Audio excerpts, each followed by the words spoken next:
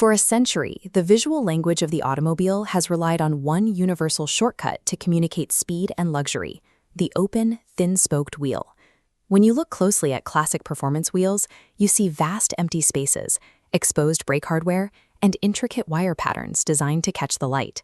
We are conditioned to find this aggressive, skeletal structure beautiful. However, this deeply ingrained aesthetic preference stands in direct opposition to aerodynamic efficiency. For most of automotive history, that didn't matter. Internal combustion engines produced enough force to push through the air, allowing designers to prioritize psychological appeal over aerodynamic reality. Electric vehicles shifted that priority. In a system where every watt is accounted for, aerodynamic drag is a metric that directly punishes battery range.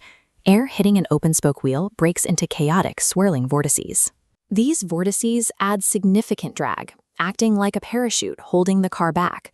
The penalty compounds as the wheel gets larger. Every extra inch of diameter worsens a car's drag coefficient, multiplying that turbulent friction. This chart compares the driving range of a BMW i4 based on wheel size. Moving from the standard 17-inch wheels to the 20-inch option can erase up to 23% of the car's total range. The exact design elements that make a car look fast and expensive destroy its primary function as an electric vehicle. There is a physically efficient solution to this problem: the completely smooth, closed aerodynamic disc.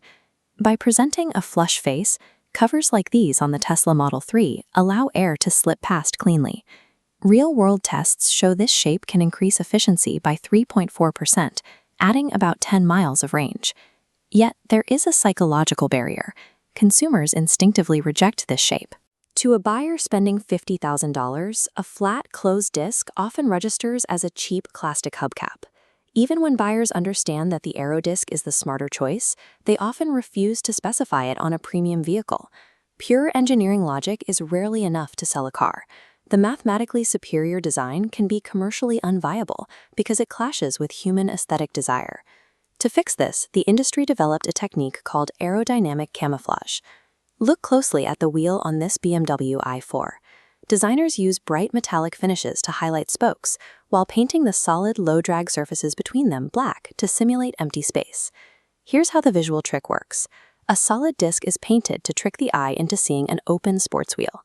But as air hits it, those visually empty spaces act as solid barriers, forcing wind to glide smoothly over the surface.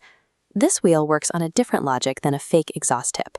While a fake pipe adds a non-functional part to look fast, this wheel hides its functional surface to avoid looking ugly.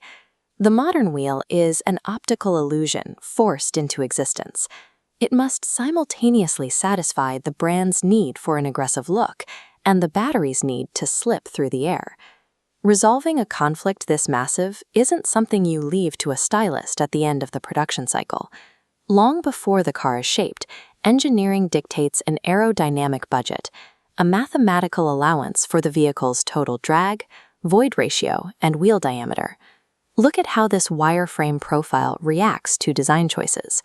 As the wheel diameter grows and more open space is added to the rim, the allowable aerodynamic budget decreases. Once that budget hits zero, the physical parameters of the component are locked in. By the time a designer sits down to draw a spoke, they aren't inventing a shape from scratch.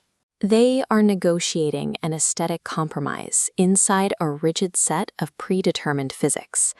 The visual tension of a performance wheel is a calculated math problem, solved months before anyone falls in love with how it looks.